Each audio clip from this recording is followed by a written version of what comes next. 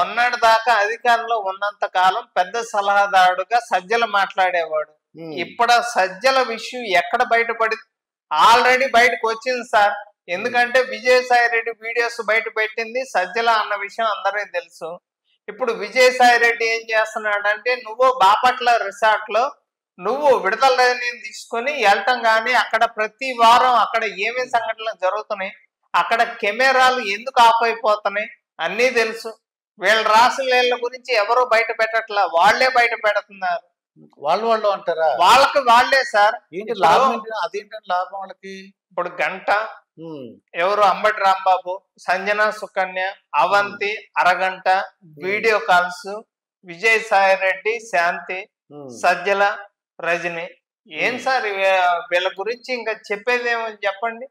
ప్రతి ఒక్కళ్ళు కూడా వీళ్ళు రాజకీయ నాయకుల రసికులా చెప్పాలి. అంటే గోరంట్ల మాధవ్ మంచోడు అంటారా? అతను గోరంట్ల మాధవ్ బట్టలోడు తీసుకొని వీడియో కాల్స్ చేస్తా అతను పోలీస్ గా ఉన్నప్పుడే అతని మీద రేప్ కేసు ఉంది సార్. అతనికి ఎవరు అసలు వాళ్ళు అంతా రౌడీ షీటర్లో హత్యలు చేసేవాళ్ళు, అత్యాచారాలు చేసేవాళ్ళు వీళ్ళు.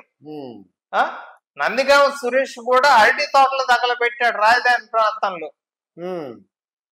ఒకప్పుడు 500 కూడా లేని టైం నుంచి ఈ రోజు 1000 కోట్లకు అధిపతి ఆయన నందిగామ సురేష్. ఎక్కడి నుంచి వచ్చింది సార్ వీళ్ళు? అతను మొత్తం అక్కడ రాజధాని ప్రాంతంలో అసలు పైపులు కానీ ప్రతి ఒక్కటి అమ్మేస్తున్నారు. ఎక్కడ చూసినా ఆడబిడ్డల పైన అసభ్యంగా పోస్టులు పెట్టడం సోషల్ మీడియాలో. నేను రాజకీయాలు సేవల కోసం చూశాను. ఇప్పుడు రాజకీయాలు దిగజారిపోయినాయి. సోషల్ మీడియా వచ్చింది. ఇష్టానుసారంగా నేరస్తుల అడ్డాగా మారిపోయే పరిస్థితి వచ్చింది. అందుకే నేను ఒకే మాట చెప్పాను, ఈ మాటకు కట్టుబడి ఉన్నా. ఎవడైనా సరే సోషల్ మీడియాలో క్యారెక్టర్ అసాసినేషన్ చేస్తే అదే చివరి రోజుగా మీకుంటుందని హెచ్చరిస్తున్నా. గౌరవప్రదంగా బతకనియండి. సమాజంలో మీకు చేతనైతే విలువలు నేర్పించండి. మీకు చేతనైతే సమాజ హితం కోసం పనిచేయండి. ఆదాయం పెంచండి. ఆరోగ్యాన్ని పెంచడానికి పనిచేయండి. లేకపోతే చేత కాకపోతే ఇంట్లో పడుకోండి. పిల్లలకు నేరాలు నేర్పించండి. రౌడీజం నేర్పించద్దండి. ఇది మంచి పద్ధతి కాదని కూడా హెచ్చరిస్తున్నా. నేను చాలా ఏళ్ళు చూసా. ఒకసారి నేనే మోసపోయా. ముఖ్యమంత్రిగా ఉన్నా నిద్రలేసి చూశాను. ఎవరైతే వివేకానంద రెడ్డి గుండెపోటుతో చనిపోయాడు. నేను అనుకున్న పాపం మన ప్రత్యర్థి ఆయన గుండెపోటు చనిపోయాడు అని అనుకున్నాను. అనుకుంటే అది గుండెపోటు కాదు, గొడ్డలి వేటు. తర్వాత తెలుసుకోవడానికి చాలా సమయం పట్టింది నాకు. అంటే ఒక ముఖ్యమంత్రినే మోసం చేయగలుగుతున్నారంటే మీరొక లెక్క అని మిమ్మల్ని అడుగుతున్నా. హత్య చేసి ఆత్మహత్యగా చిత్రీకరించే మనుషులుండే ఈ రోజుల్లో, తిరిగి కేసులు పెట్టే ఈ రోజుల్లో వాళ్ళని సమర్థవంతంగా ఎదుర్కోవాలన్నా లేదా అని మిమ్మల్ని అడుగుతున్నా. ఏమంటారని మిమ్మల్ని అడుగుతున్నా. ఎదుర్కోవాలంటే గట్టిగా చప్పట్లు కూడా చెప్పండి. ఇది మంచి పద్ధతి కాదని. ఇది అడిగితే మా మీద ఇష్టానుసారంగా మాట్లాడతారు, క్యారెక్టర్ అసాసినేషన్ చేస్తారు.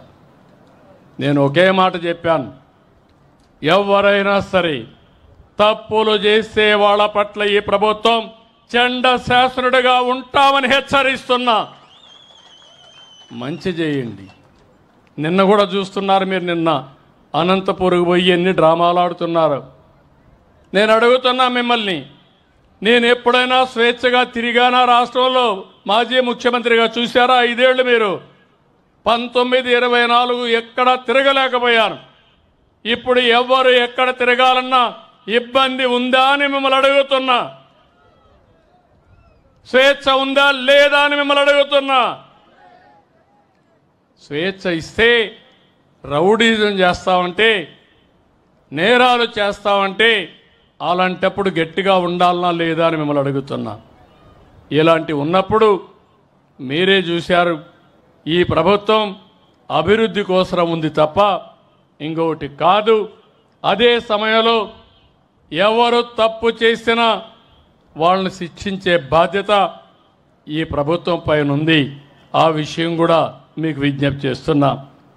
ఇక్కడికి వచ్చినప్పుడు నేను మిమ్మల్ని కోరేది, ఇప్పటికే చాలా పనులు చేశాం, ఇంకా మిగిలిన పనులు చేస్తాం. అదే సమయంలో నేను ఇటీవల కాలంలో ఆలోచించినప్పుడు ఒక వినూత్నమైన కార్యక్రమానికి శ్రీకారం చుట్టాను. ఆ కార్యక్రమం మీరు చూస్తే ఈరోజు మనందరం కూడా ప్రభుత్వం ప్రైవేట్ భాగస్వామ్యం, దీంతో కొంతమంది వ్యక్తులు పెట్టుబడులు పెట్టి వాళ్ళు బాగుపడి సమాజ హితం కోసం పనిచేశారు. ఈరోజు మీరు ఒక్కసారి చూస్తే ఈ టెలిఫోన్స్ ఉన్నాయి. ఈ టెలిఫోన్స్ అన్నీ కూడా కొన్ని గవర్నమెంట్ ఉన్నా ప్రైవేటు వ్యక్తులందరూ వేసి మనకు సేవలు అందిస్తున్నారు. అదే సమయంలో వాళ్ళు కూడా డబ్బులు కొంతవరకు సంపాదించుకున్నారు. కరెంటు విషయంలో అదే జరుగుతుంది, రోడ్ల విషయంలో అదే జరుగుతుంది, పోర్ట్లు ఇలాంటివి చాలా వచ్చాయి. ఈరోజు నేను ఆలోచించిన విధానం ప్రభుత్వం ప్రైవేట్ పీపుల్ భాగస్వామ్యంతో మిమ్మల్ని అందరినీ ఆదుకునే కార్యక్రమానికి శ్రీకారం చుట్టాను.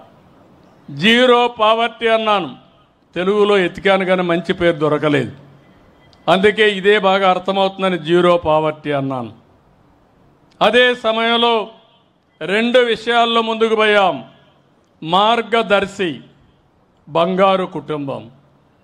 మార్గదర్శి అంటే ఎవరైతే మీకు మార్గాన్ని చూపిస్తారో, మీతో అనుసంధానమయ్యి మీ ఇంటికి సహకరిస్తారో వాళ్ళని మార్గదర్శిగా పెట్టుకున్నాం. అదే సమయంలో ఎవరైతే బాగా పేదవాళ్ళుగా ఉన్నారో వాళ్ళని బంగారు కుటుంబాలుగా పెట్టుకున్నాం. మీకు అవకాశాలు వస్తే ఇప్పుడు మేము ఇక్కడ ఉన్నాం. ఇక్కడే నూజివీడు ప్రభాకర్ గారు ఉన్నారు. ఈ నియోజకవర్గంలో పుట్టాడు.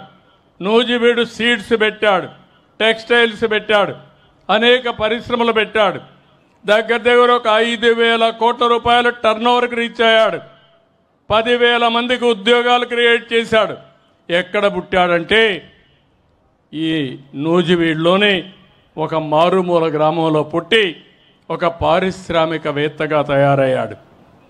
ఇలాంటి వాళ్ళు ఎన్ఆర్ఐస్ వచ్చారు, పారిశ్రామికవేత్తలు వచ్చారు, వ్యాపారవేత్తలు వచ్చారు. వాళ్ళందరికీ ఒకటే విజ్ఞప్తి చేశారు, మీరు ఈ స్థాయికి వచ్చారంటే దానికి కారణం సమాజం.